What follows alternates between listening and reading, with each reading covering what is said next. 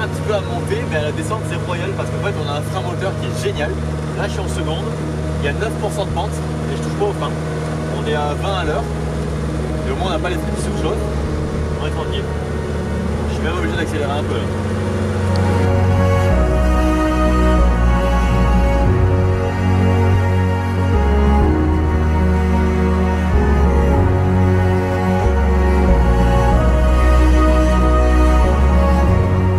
Aujourd'hui, on va vous emmener sur le plus grand fjord de toute la Norvège. On va vous montrer ça dans quelques instants.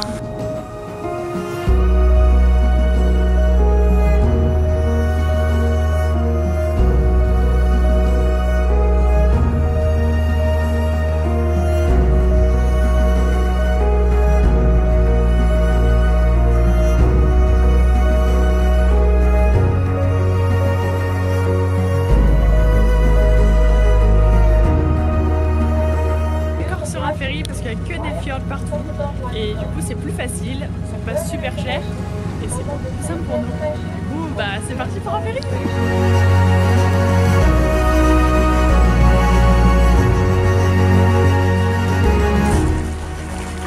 C'est parti pour l'après-midi pêche les amis.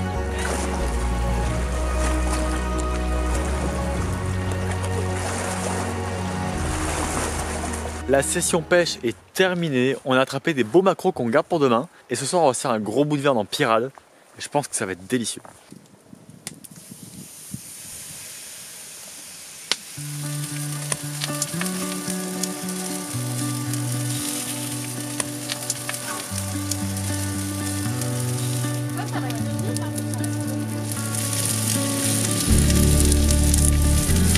C'est quand même plutôt sympa.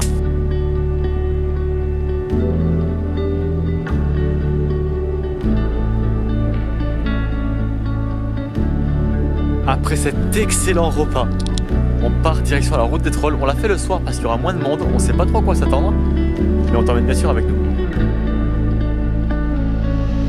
Nous allons commencer à faire la route de Trolltunga. C'est une route qui est très connue en Norvège pour ses serpentins et qui monte vachement. Et on va la faire en descendant. Voici la fameuse route de Trolltunga. Et là, il y a nos copains qui sont en train de la descendre.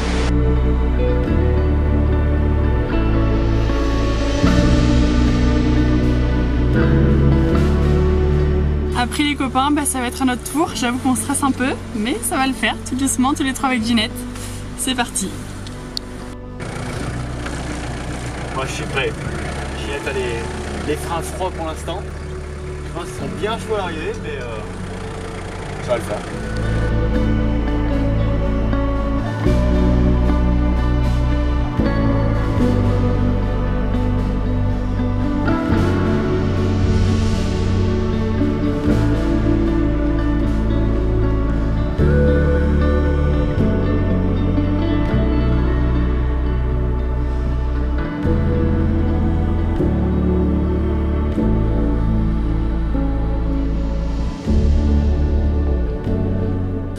On vient de finir la descente et bah, franchement ça va.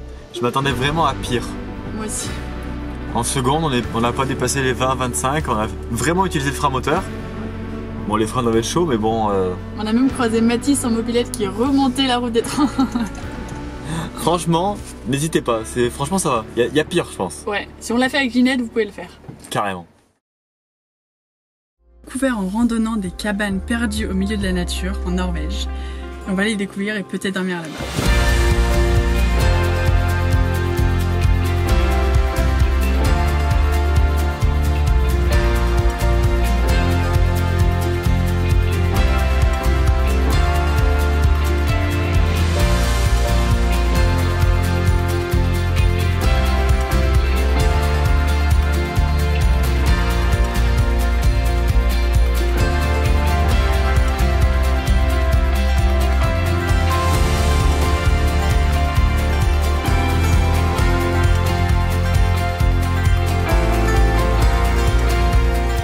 En train de goûter à la Norvège pure et dure. Là on rentre dans les entrailles, dans les terres, c'est extraordinaire.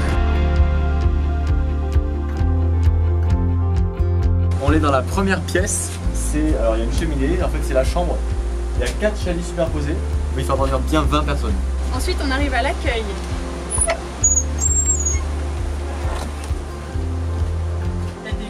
soirée, il y a un poêle à disposition, des cookies, enfin il y a un peu de tout. Il y a même une pharmacie avec un numéro de téléphone, c'est extraordinaire. Et ce qui est dingue, c'est que tout est laissé comme ça, c'est ouvert à tous. Ils savent qu'il n'y aura pas de vol, qu'il n'y aura pas de dégradation, tout est ouvert à tous et c'est vachement agréable.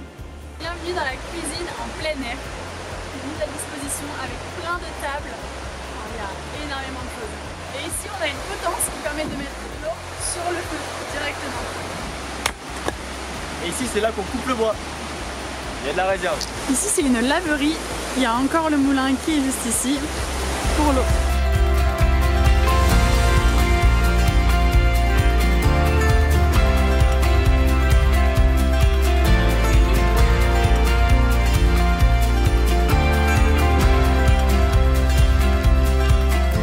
Du spectacle, il y a un refuge ici pour les gens qui veulent y dormir et c'est tellement propre et magnifique. Il y a une table, une cheminée avec un poêle pour faire cuire des aliments, il y a au moins 5 lits, des lits individuels par là-bas aussi.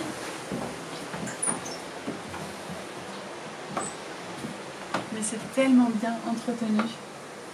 Et ici il y a un moulin qui fabrique sa propre farine qu'on peut acheter dans les petits sachets comme ça. C'est encore sur la base de la confiance, c'est-à-dire on laisse un petit billet dans une box et on prend notre farine un petit pot. Enfin, c'est génial.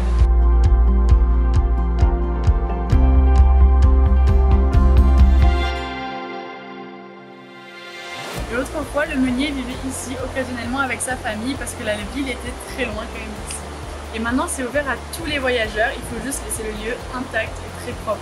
Et s'il y avait plein de gens qui y respectaient, il y aurait de plus en plus de lieux comme ça. Enfin, c'est extraordinaire, il y a tout qui est ouvert et très bien entretenu.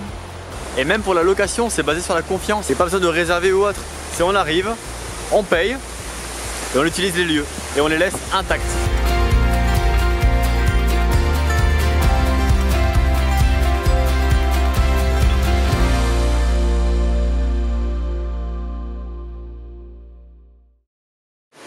Au menu ce soir, ça va être 4 pizzas, 3 bases de tomates et une base crème. On va se régaler dans cet endroit magique.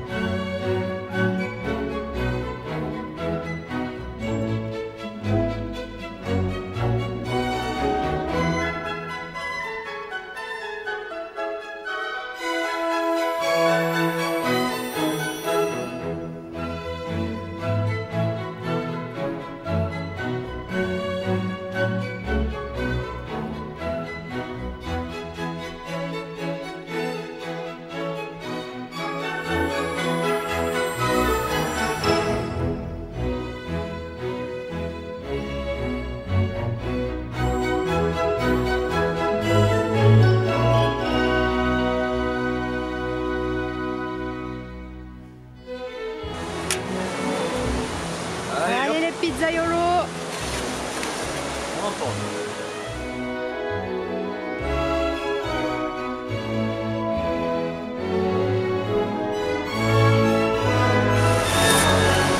Elle est incroyable. Oi oi oi.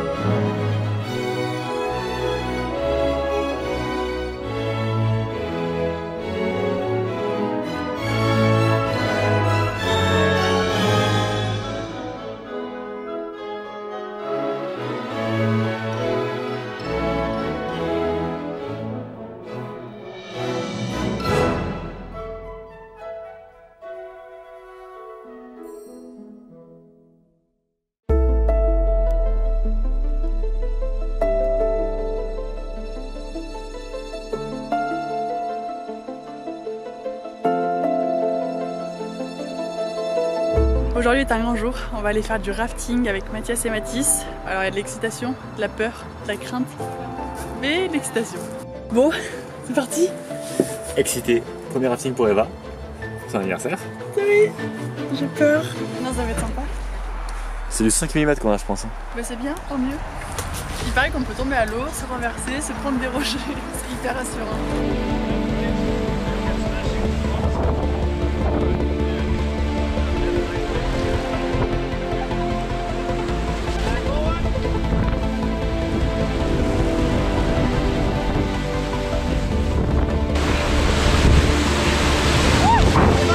Yeah, ça passe nickel.